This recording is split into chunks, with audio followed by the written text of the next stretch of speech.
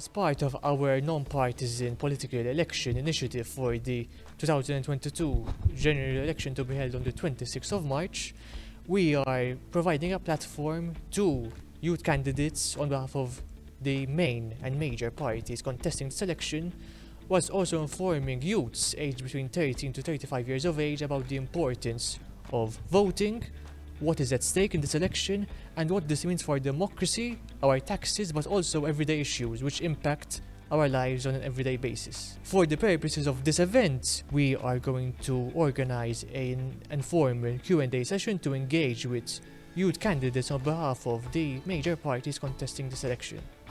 With us, we have Alexander Mangion on behalf of the Nationalist Party, Thomas Kass Mallia on behalf of Volt, and Mina Jack Tolu on behalf of ADPD.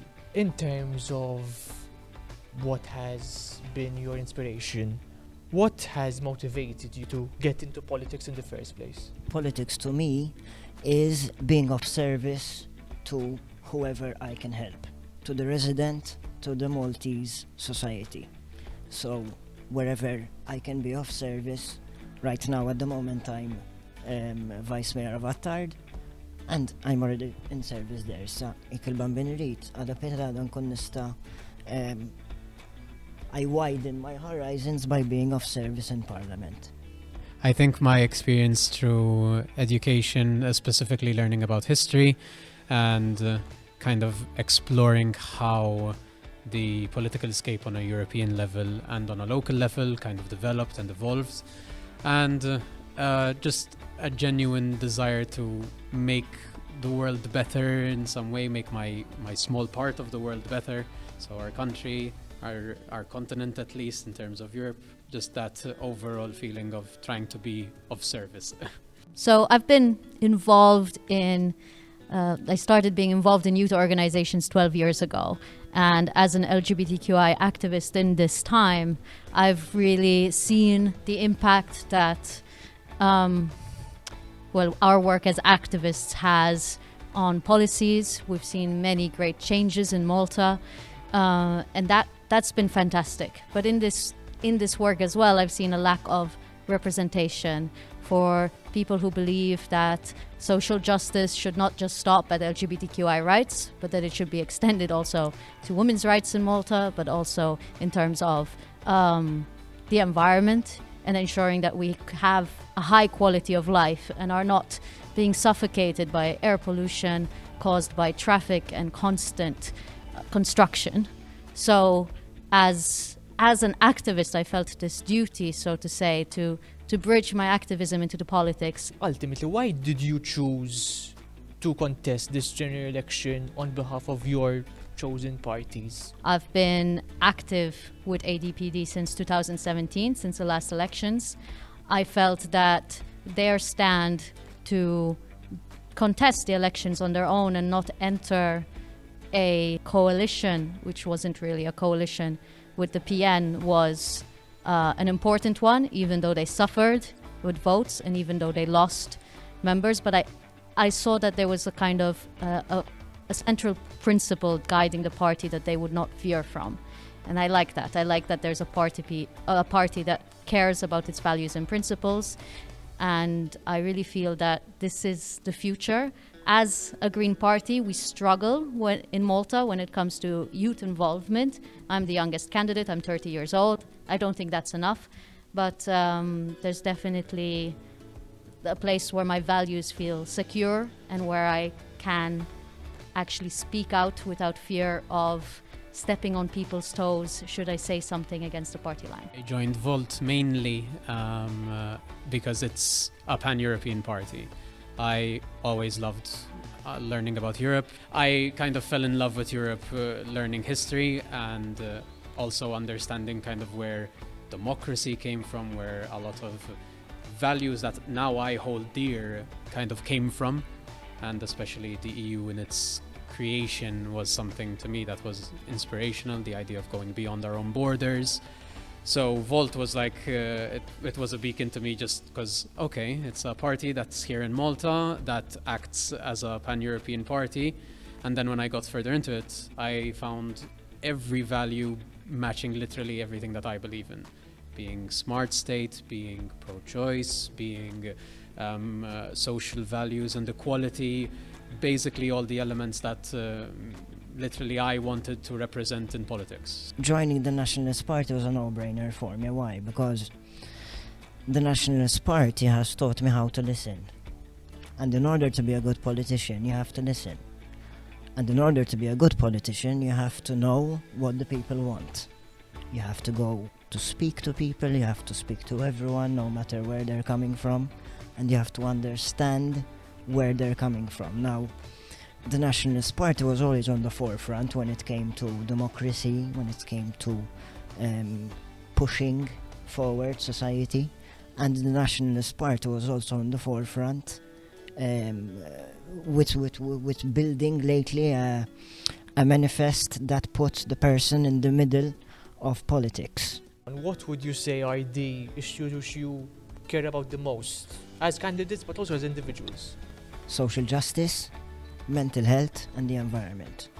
I'd say education and full reform in the education, both in terms of sex ed and also in terms of critical thinking and the way in which we approach education, making sure our democracy is as strong as it can be. And lastly, it would be environment in the sense of the way in which we go about transport, but also how we go about the way in which we prioritize one transport over the other, and how we kind of also seem to tilt towards a bias of maintaining a status quo of damage and decay rather than sustainability and progress. Okay, there's two things that are driving me in particular this election. I could kind of categorize them under the umbrella of fighting the shrinking spaces. Now, that includes the shrinking green spaces. Malta does not have enough green lungs in our town centres, in our cities. Just yesterday I was in Hamroon, in a supposedly new green space proposed by the Labour Party, well, by the government, and it's essentially they've built a roof on top of a car park, and so it's an inaccessible space. Then the other aspect of shrinking spaces is in the sense of the political one. We should be encouraging voluntary work, we should be encouraging youth organizations, sports organizations to exist. We need to decentralize governance. It does not always need to be in the hands of this higher power, but that a lot more can be done by the people. And so that's what's driving me this election. What would be perhaps the one or even more manifesto proposal from another party which you say you agree with and you can get behind? At least from ADPD and PN, there are a lot of things that we can agree on. For ADPD, I know that a lot of our political, like the parliament reform, is very almost equal in how it's the idea of making the parliamentarian have a full-time job. Even the reforms that you wanted in the constitution are things that, while we didn't touch upon them in the manifesto, I specifically had talked about them within the party. The idea of removing the second article, the idea of enforcing the second chapter of the constitution. Those were things that I definitely enjoyed reading, and they're things that I would definitely back.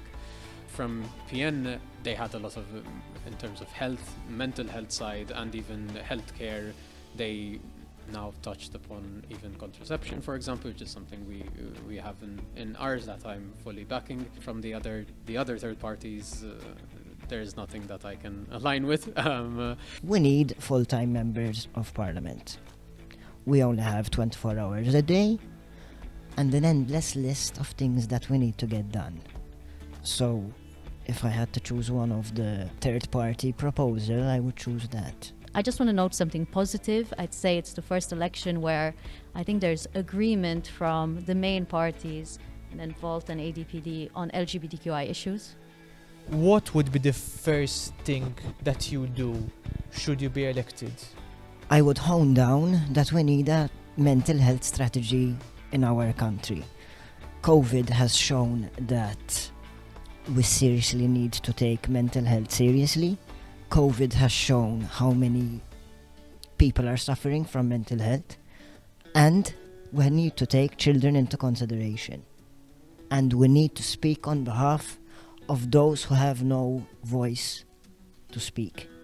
So, bottom line is that I will be more there and more present to speak on behalf of the minorities in general as well, on behalf of everyone. First thing, if I get elected, first I'll pinch myself just to confirm that I'm not doing it. Then the education, especially if I needed to focus specifically on something in particular, it would be the implementation of some form, at least, of stronger critical thinking. I know there's already some work being done, but it has to be it has to be expanded upon, and also including the awareness of civic duties and the idea of interacting with your government, interacting with your nation.